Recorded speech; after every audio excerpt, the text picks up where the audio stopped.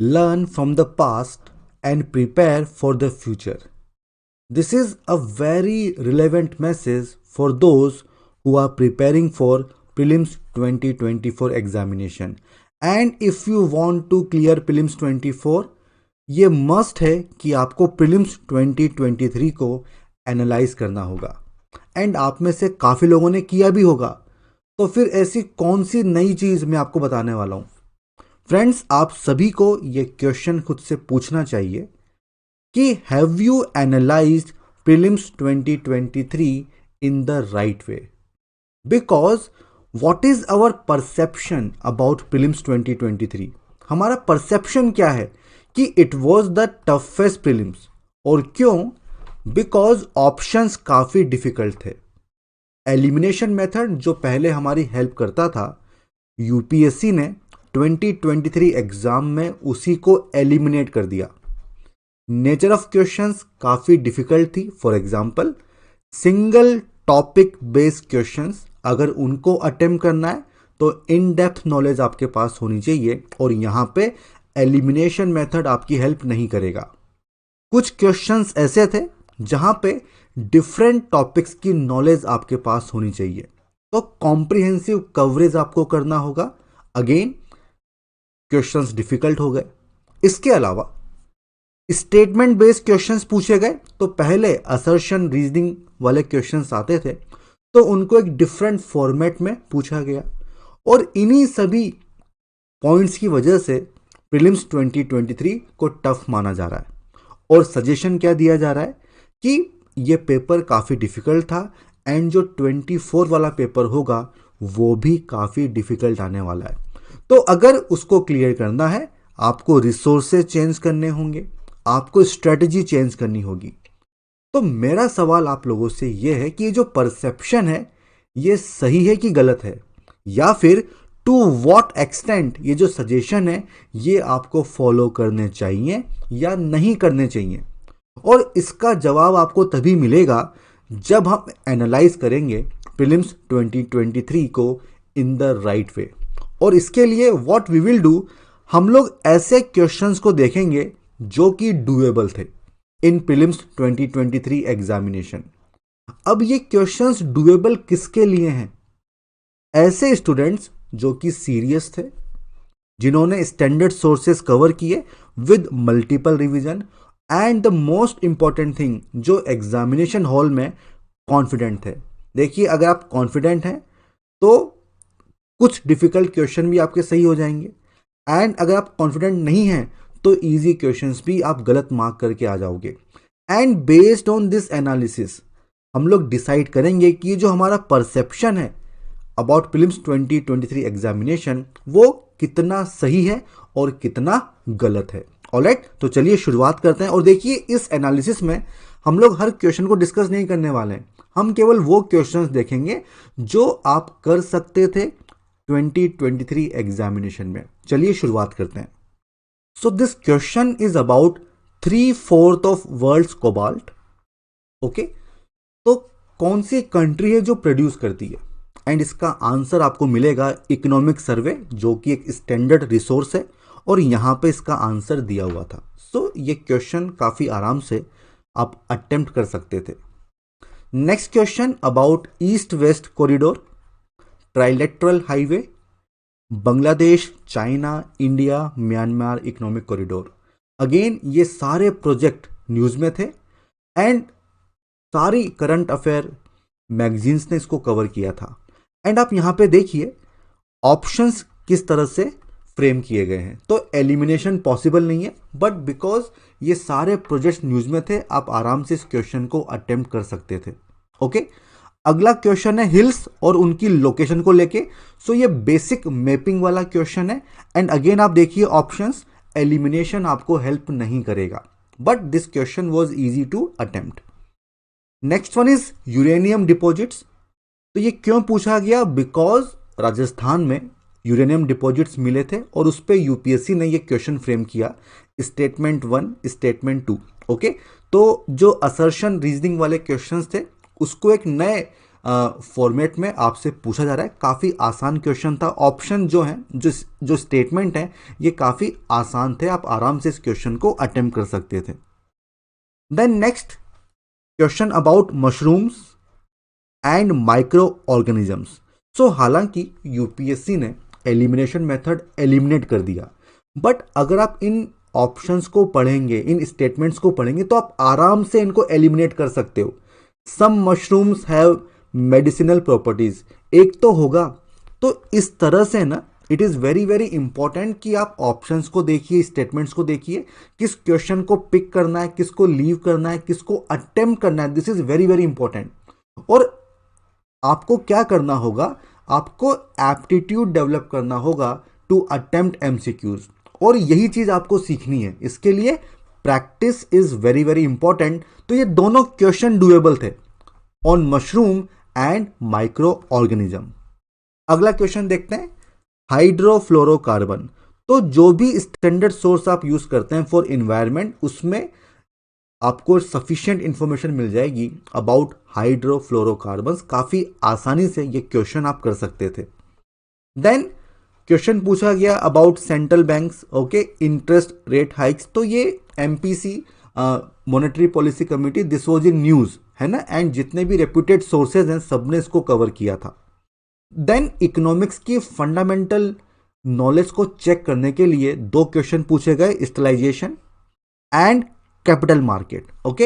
And अगर आप PYQ को एनालाइज करेंगे, सो ये रिपीटेड थीम्स हैं, काफी बार क्वेश्चंस पूछे गए हैं, तो आपको पीवाईक्यू को एनालाइज करना होगा। That is very very important. अगला क्वेश्चन देखते हैं। So this is about MSP. तो फ्रेंड्स, अगर आप पीवाईक्यू देखेंगे तो काफी बार एमएसपी पे क्वेश्चन पूछा गया है। आप यहां पे देख सकते हैं, ये सब पीवाईक्यूज हैं, ओके, ये सब पीवाईक्यूज हैं। तो काफी बार एमएसपी को लेके क्वेश्चन पूछा गया है। तो नोट्स आपके प्रिपेयर होने चाहिए। किस क्रॉप पे एमएसपी मिलता है, वो खरीफ की क्रॉप है, वो रबी की क्रॉप है। तो ये क्वेश्चन काफी आसान था अटेम्प्ट करने के लिए, ओके। इसलिए मैंने कहा था कि आपको सीरियस होना पड़ेगा, है ना। आपको स्टैंडर्ड सोर्सेस कवर करने होंगे, रिवीजन करना होगा, पीवाईक्यू को एनालाइज आपको करना होगा। आगे बढ़ते हैं। अब ये क्वेश्चन पूछा गया intangible investment, again fundamental question है इकोनॉमिक्स को लेके, आप कर सकते थे। 15th फाइनेंस कमीशन क्या क्राइटेरिया अडॉप्ट किया, again current affair based question, and almost सभी रेप्यूटेड सोर्सेज ने इसको कवर किया था, ओके। यहां पे डिटेल्स आप देख सकते हैं। अब ये क्वेश्चन था about due process of law, और इसको आप सोल्व कर सकते हैं directly from Laxmikanth, okay. This is the paragraph, इसको आप पढ़ लीजिए और इस क्वेश्चन को आप कर लेंगे। तो अगर आपकी कमांड नहीं है स्टैटिक पोर्शन पे, स्टैंडर्ड सोर्सेस पे, तो फिर यूपीएससी आप भूल जाइए, ओके। तो जो बेसिक मटेरियल है, जो कन्वेंशनल सोर्सेज हैं, उन पे आपकी कमांड होना बहुत जरूरी है। आगे बढ़ते हैं। Chief purpose of constitution. अगर आप पीवाईक्यू को एनालाइज करेंगे, again this is repeated theme, what is constitutional government, okay. 2021 में क्वेश्चन था, 2020 में भी था, एंड 2014 में भी था। आप देखिए ये क्वेश्चन फिर से रिपीट हुआ इन 2023, this is limited government, okay. आगे बढ़ते हैं। Statement 1 about prisons. ये क्वेश्चन क्यों पूछा गया, because prison statistic report news में थी और ये क्वेश्चन डुएबल था। हमने भी इसको कवर किया था in our current affair marathon course, alright. तो ये क्वेश्चन आप कर सकते थे। आगे बढ़ते हैं। सो which one of the following constitutional amendment was widely believed to be enacted to overcome judicial interpretation of fundamental rights? Again, directly Laxmikanth से आप इसको सोल्व कर सकते थे। First constitutional amendment, okay. और इन दो पैराग्राफ को आप पढ़ेंगे, आंसर आपको मिल जाएगा। आगे देखते हैं। सो डिफरेंट बॉडीज दी हुई हैं, आपको बताना है कि इनमें से कितनी बॉडीज कॉन्स्टिट्यूशनल बॉडीज हैं। तो आप देखिए ऑप्शन से आप एलिमिनेट नहीं कर पाएंगे, बट ये काफी आसान सा क्वेश्चन है, लक्ष्मीकांत से डायरेक्टली आप इसको कर पाएंगे, ओके। आगे बढ़ते हैं। अब देखो यहां पे प्रेसिडेंट को लेके क्वेश्चन पूछा गया है और 3 डिफरेंट स्टेटमेंट्स हैं, ओके। और ये तीनों ही स्टेटमेंट आप लक्ष्मीकांत से सॉल्व कर सकते हैं, ओके, तो प्रेसिडेंट पे क्वेश्चन क्यों आया? बिकॉज प्रेसिडेंट इलेक्शन न्यूज में था। ओके, अब आप देखिए यहाँ पे ऑप्शन ऐसे हैं कि आप एलिमिनेट नहीं कर पाओगे, बट अगर आपकी कमांड है ऑन लक्ष्मीकांत तो ये तीनों ऑप्शंस आप जो है आप इनको सॉल्व कर पाएंगे। तो पॉइंट ये है कि आपको पढ़ने का तरीका बदलना होगा। सुपरफिशियल स्टडी से काम नहीं चलेगा, इन डेप्थ स्टडी आपको करनी होगी विथ प्रॉपर अंडरस्टैंडिंग, और आपको एनालाइज करना होगा, आपको ऑब्जर्व करना होगा, आपको रिलेट करना होगा। ठीक है, तो थोड़ा सा आपको चेंज करना होगा कि किस तरह से आपको सोर्सेस को कवर करना है। आगे बढ़ते हैं। Finance bill, money bill. Okay, तो काफी लोग कंफ्यूज हुए होंगे finance bill, financial bill, money bill में, बट जिन्होंने अच्छे से पढ़ा है लक्ष्मीकांत को वो आराम से इस क्वेश्चन को कर पाएंगे। और यहां पे भी आप देख सकते हैं कि ऑप्शंस आपकी हेल्प नहीं करने वाले हैं। ओके, आगे बढ़ते हैं। अब ये क्वेश्चन पूछा गया है शेड्यूल एरिया से। ओके, तो इसमें दो स्टेटमेंट्स आप लक्ष्मीकांत से कवर कर लेंगे आराम से, बट ये वाला जो पॉइंट है ये लक्ष्मीकांत में आपको नहीं मिलेगा, बट थोड़ा सा एफर्ट अगर आप करेंगे तो आराम से इसको कर पाएंगे। ओके, एंड जब हम लोग पढ़ाते हैं क्लासेस में तो इसको हम लोग कवर करते हैं। ओके, आगे बढ़ते हैं। अब ये क्वेश्चन पूछा गया था about article 335। Okay, statement 1, statement 2 ये न्यूज में था इसलिए ये क्वेश्चन पूछा गया। अब देखो, अगर आप एनालाइज करते हैं पीवाईक्यू को तो ये आपको पता चलेगा कि जो कॉन्स्टिट्यूशन है उसमें काफी कम चीजें डिफाइन की गई हैं। तो जहां पे भी लिखा हो कि कॉन्स्टिट्यूशन डिफाइंस, तो जनरली वो स्टेटमेंट गलत होता है। ये आपको कहां से पता चलेगा? बाय पीवाईक्यू एनालिसिस, और उसी का यूज आपको यहां पे मिल रहा है। और ये भी काफी आसान क्वेश्चन है, न्यूज में था, पूछ लिया गया। अब आगे बढ़ते हैं। देखिए, ये क्वेश्चन था एंशियंट इंडिया से और टॉपिक क्या है? स्तूपा। अब स्तूपा सबको पता होता है, लेकिन ये जो स्टेटमेंट्स हैं इनको सॉल्व करने के लिए इन डेप्थ नॉलेज होनी चाहिए। तो सोर्सेस क्या है? नितिन सिंघानिया स्टैंडर्ड सोर्स है, एंड न्यू एनसीईआरटी। देखो, जनरली हम लोग क्या करते हैं, ओल्ड एनसीईआरटी पढ़ते हैं, बट न्यू एनसीईआरटीज बहुत इंपॉर्टेंट है और काफी क्वेश्चंस पूछे गए हैं। ओके, तो अगेन ये क्वेश्चन डुएबल था, नितिन सिंघानिया से आप कर सकते हैं, और जो न्यू एनसीईआरटीज हैं वो भी आपकी हेल्प करेंगी। ओके, एंड ऑप्शंस आप देख लीजिए, आपकी हेल्प नहीं होने वाली है। आगे देखते हैं। सो यहाँ पे एंशियंट लोकेशंस दी हुई हैं, आपको बताना है कि वो क्या हैं। कैपिटल सिटीज हैं, पोर्ट्स हैं। तो नितिन सिंघानिया डायरेक्टली दिया हुआ है कि ये पोर्ट्स हैं। ओके, तो जो स्टैंडर्ड सोर्सेज हैं वो तो आपको करने ही होंगे। आगे बढ़ते हैं। सो यहाँ पे डायनेस्टीज दी हुई हैं और आपको ये बताना है कि how many of the above dynasties established their kingdom in early 8th century AD. Okay, अगर आप पीवाईक्यू देखेंगे तो यूपीएससी इस तरह के क्वेश्चन पूछ रही है, डायनेस्टी, ओके, उनकी क्रोनोलॉजी, इस पे क्वेश्चंस पूछे जा रहे हैं। और अगर आप ओल्ड एनसीईआरटी पढ़ेंगे सतीश चंद्रा तो आप इस क्वेश्चन को आराम से अटेम्प्ट कर सकते हैं। ओके, ये डुएबल क्वेश्चन था। तो देखिए, जनरली पहले क्या होता था कि जो मिडिवल हिस्ट्री होती थी हम उसको इग्नोर करते थे, लेकिन इस बार क्वेश्चंस पूछे गए एंड वो भी एनसीईआरटी से, तो एफर्ट्स आपको काफी कम करने और मार्क्स आपको अच्छे खासे मिल जाएंगे। आगे बढ़ते हैं। ये क्वेश्चन अगेन जो यूपीएससी की फेवरेट थीम है जैनिज्म बुद्धिज्म, उस पर पूछा गया। तो अगर आपने पीवाईक्यू अच्छे से किया हुआ है, अगर आपने standard sources like NCERT, Nitin Singhania आपने की है, तो ये क्वेश्चन डुएबल था। ओके, आगे बढ़ते हैं। ये क्वेश्चन पूछा गया अबाउट विजयनगर एम्पायर। तो किसने डैम कंस्ट्रक्ट करवाया अक्रॉस तुंगभद्रा रिवर? तो इसका आंसर आपको मिलेगा ओल्ड एनसीईआरटी, सतीश चंद्रा। तो ये बात तो आपको समझ में आ गई ना कि old NCERTs, new NCERTs, history, okay, बहुत ही ज्यादा इंपॉर्टेंट है। आगे बढ़ते हैं। अब ये क्वेश्चन क्या था? Who among the following rulers of medieval Gujarat surrendered due to Portuguese? और इसका रेफरेंस आपको मिलता है स्पेक्ट्रम में, बट जनरली इसको हम छोड़ देते हैं। ठीक है, तो यहां पे साफ साफ दिया हुआ है बहादुर शाह ऑफ गुजरात, और यही इसका आंसर भी था। ओके, अगला क्वेश्चन क्या था?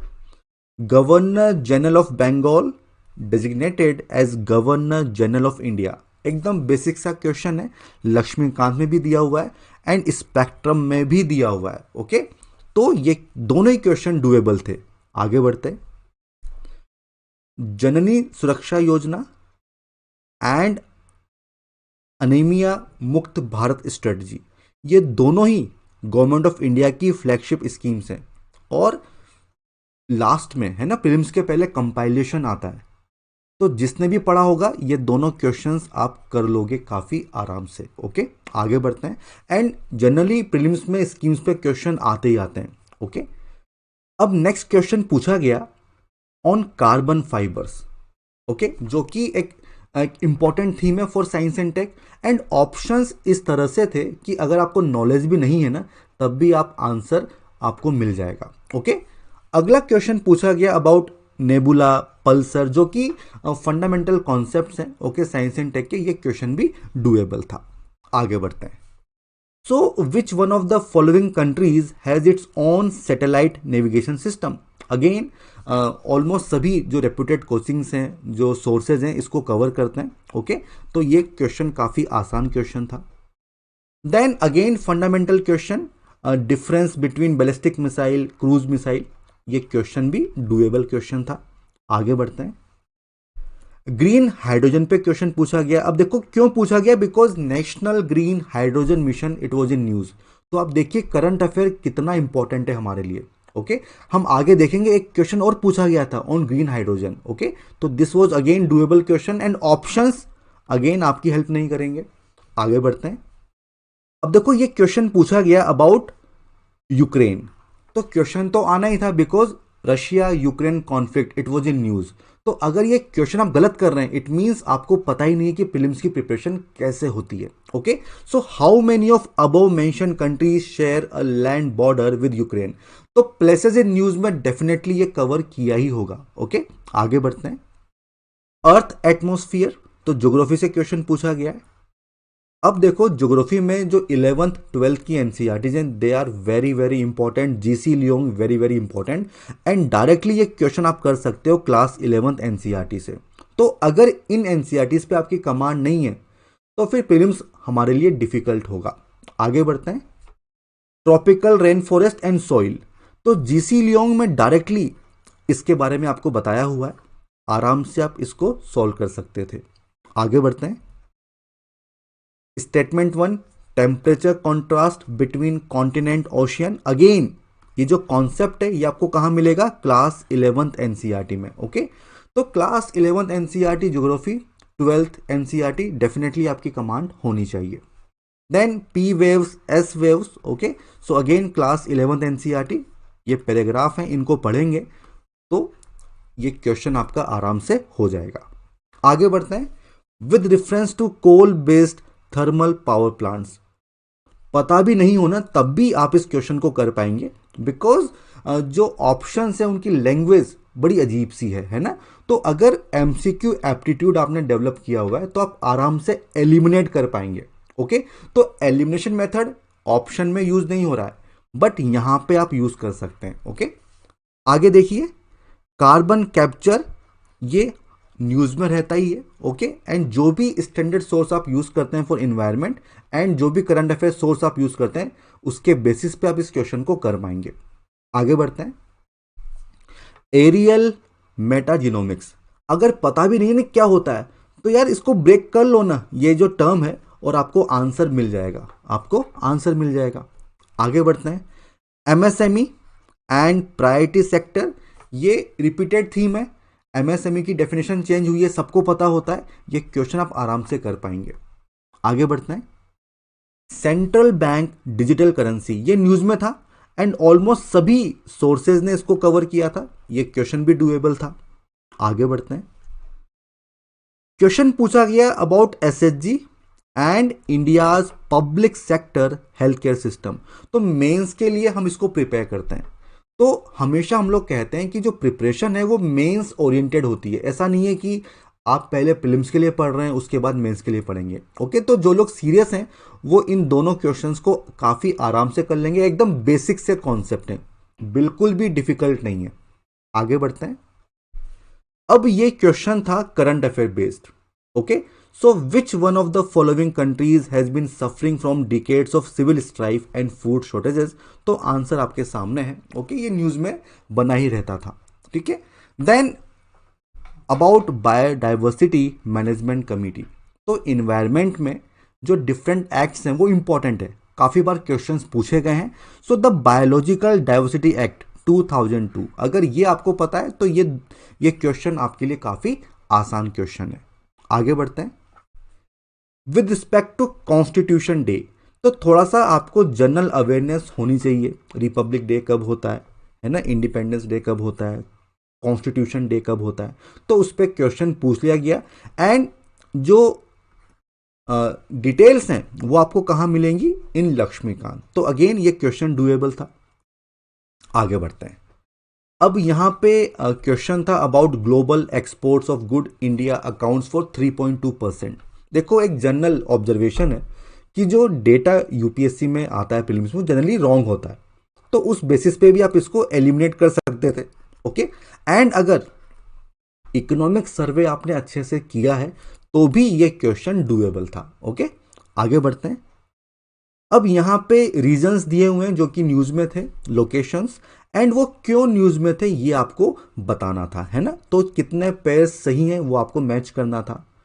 अब यहाँ पे देखिए, जैसे नगोर्नो करबख ये न्यूज में था एंड ऑलमोस्ट सभी जो सोर्सेज हैं उन्होंने कवर किया था। तो ये कहाँ पे है, अर्मेनिया, अजरबैजान। तो ये गलत हो गया ना, दिस वन इज रॉन्ग, और ये भी रॉन्ग हो गया। तो इस तरह से एलिमिनेशन यूज किया था इन प्रीलिम्स 2023 एग्जामिनेशन। ओके, तो ये क्वेश्चन भी डुएबल था।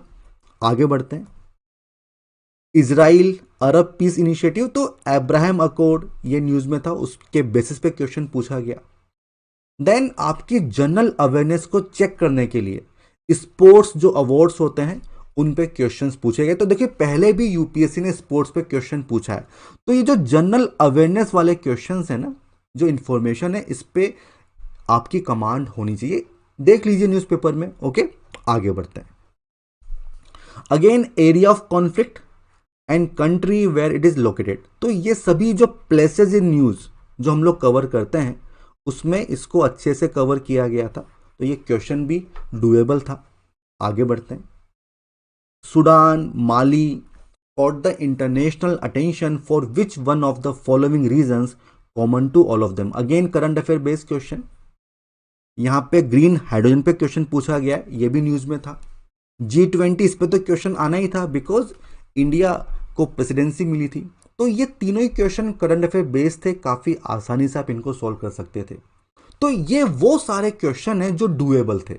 अब इसके अलावा एक चीज और देखिए, देखो ये क्वेश्चन पूछा गया था, ठीक है, Dhanyakataka which flourished as a prominent Buddhist centre under the Mahasanghika, ये कहाँ पे लोकेटेड है। देखो इसका सोल्यूशन कहाँ मिलेगा, जो न्यू एनसीईआरटी है। हालांकि इट इज़ वेरी डिफिकल्ट, है ना, बट यूपीएससी आपको बता रहा है कि किस तरह से एनसीईआरटी पढ़ना है। ओके, तो new NCERTs they are very very important and UPSC directly question पूछ रहा है। और देखिए, ये क्वेश्चन था with reference to Indian history, कुछ नाम आपको दिए गए और आपको बताना है कि इनका एसोसिएशन किसके साथ है। अब अगर न्यू एनसीईआरटी आप पढ़ेंगे तो डायरेक्टली आपको रेफरेंस मिलता है वॉल्टर इलियट। ओके, तो ये क्वेश्चन आप वहां से कर सकते हैं। तो हालांकि थोड़ा डिफिकल्ट है, बट अगर आप इन डिटेल पढ़ रहे हैं, इन डेप्थ पढ़ रहे हैं, ठीक है, तो ये क्वेश्चन भी आप कर सकते हैं, बट मैं इनको काउंट नहीं करूंगा। ठीक है, तो जो बाकी क्वेश्चंस हैं जो हमने देखे उनको अगर आप काउंट करेंगे तो 59 क्वेश्चंस ऐसे हैं जो कि डुएबल हैं, मींस 118 मार्क्स, और कट ऑफ कितनी जाती है, 90 मार्क्स। और इस बार तो कट ऑफ और कम जाएगी। मान लो कुछ क्वेश्चंस आपने गलत कर दिए तब भी 95 मार्क्स तो कहीं पे भी नहीं गए आपके। तो ये तो सोचना पड़ेगा ना आपको, यू मस्ट थिंक कि पेपर डिफिकल्ट था क्या, या हम अपनी प्रिपरेशन से पेपर को डिफिकल्ट बना देते हैं। तो ये वो क्वेश्चन है जो आपको खुद से पूछना चाहिए, बिकॉज कट ऑफ तो आराम से क्लियर हो रही है। तो आपको करना क्या होगा, देखिए रिसोर्सेज चेंज करने की कोई जरूरत नहीं है, बट जो भी आपके कन्वेंशनल रिसोर्सेज हैं उनका होलिस्टिक कवरेज आपको करना होगा। जब भी पढ़ाई करें तो सुपरफिशियल पढ़ाई नहीं होनी चाहिए, इन डेप्थ अंडरस्टैंडिंग के साथ पढ़िए एंड ऑब्जर्व करिए, चीज़ों को एनालाइज करिए, बिकॉज क्वेश्चन इसी तरह से आ रहे हैं। जो न्यू एनसीईआरटीज हैं उन पे भी आपको फोकस करना है, specially NCERTs for history and geography. PYQ का एनालिसिस बहुत इंपॉर्टेंट है बिकॉज थीम्स रिपीट होती हैं, तो उनके नोट्स आपको बनाने होंगे। ऑलराइट, सो पीवाईक्यू कम से कम 20 साल के पीवाईक्यू आप करिए। ओके, इसके अलावा it is also very very important to develop strategy to attempt the paper, because शुरू में ही अगर आपने ऐसे क्वेश्चन अटेम्प्ट कर लिए जो कि डिफिकल्ट हैं तो आपका कॉन्फिडेंस कम हो जाएगा। तो किस क्वेश्चन को पिक करना है, किसको लीव करना है, किसको अटेम्प्ट करना है, ये चीज़ आपको सीखनी होगी। एमसीक्यू एप्टीट्यूड आपको डेवलप करना होगा, एक माइंडसेट आपको डेवलप करना होगा कि किस तरह से हमें पेपर अटेम्प्ट करना है। Okay, and current affairs very very important. तो देखिए, स्टैटिक पोर्शन एंड करंट दोनों ही इंपॉर्टेंट है, एक बैलेंस आपको बना के चलना होगा। एंड अगर आपको डिफरेंस क्रिएट करना है तो ये चारों ही चीज़ों पे आपको कमांड होनी चाहिए। और इसके लिए व्हाट वी आर डूइंग, हर टॉपिक पे डिटेल्ड वीडियो हम लोग आपके लिए लेके आ रहे हैं ताकि आपकी हेल्प हो जाए। ओके, ताकि आपकी हेल्प हो जाए। इसके साथ साथ general awareness, for example sports, थोड़ा देख लीजिए बिकॉज क्वेश्चन पूछे जा रहे हैं। ओके, तो हर टॉपिक पे डिटेल्ड वीडियो हम लोग आपके लिए लेके आने वाले हैं कि किस तरह से प्रिपेयर करना है। So friends, to ensure that you are preparing in the right direction, prep IAS has launched prelims investment program which is one stop solution for prelims 2024। देखिए, इस कोर्स में हम लोग क्या कर रहे हैं। Number 1, coverage of syllabus. So through classes each and every subject we are covering. Okay, इसके साथ साथ there will be test series which is aligned with the classes and questions जो हैं वो फ्रेम किए गए हैं as per the UPSC pattern. इसके साथ साथ to give you right direction, mentorship is also available, जहां पे इंटरव्यू अपीयर्ड मेंटर्स वो आपको गाइड करेंगे थ्रू आउट योर प्रिपरेशन। वो आपको बताएंगे क्या चीज़ पढ़ना है, किस तरह से पढ़ना है। इसके साथ साथ for quick revision we are also giving you concise notes. So this program is one stop solution for prelims 2024 examination. So friends, if you are interested, if you want to prepare in the right direction, this course is for you. And इसके लिए सारे links आपको मिल जाएंगे in the description box. And अगर कोई query है, this is the number जहां पे आप कांटेक्ट कर सकते हैं। तो फ्रेंड्स, जितने भी वीडियोस हैं काफ़ी जल्दी हम आपके लिए लाने वाले हैं। And if you are interested in the course, then you can enroll. So all the best and goodbye.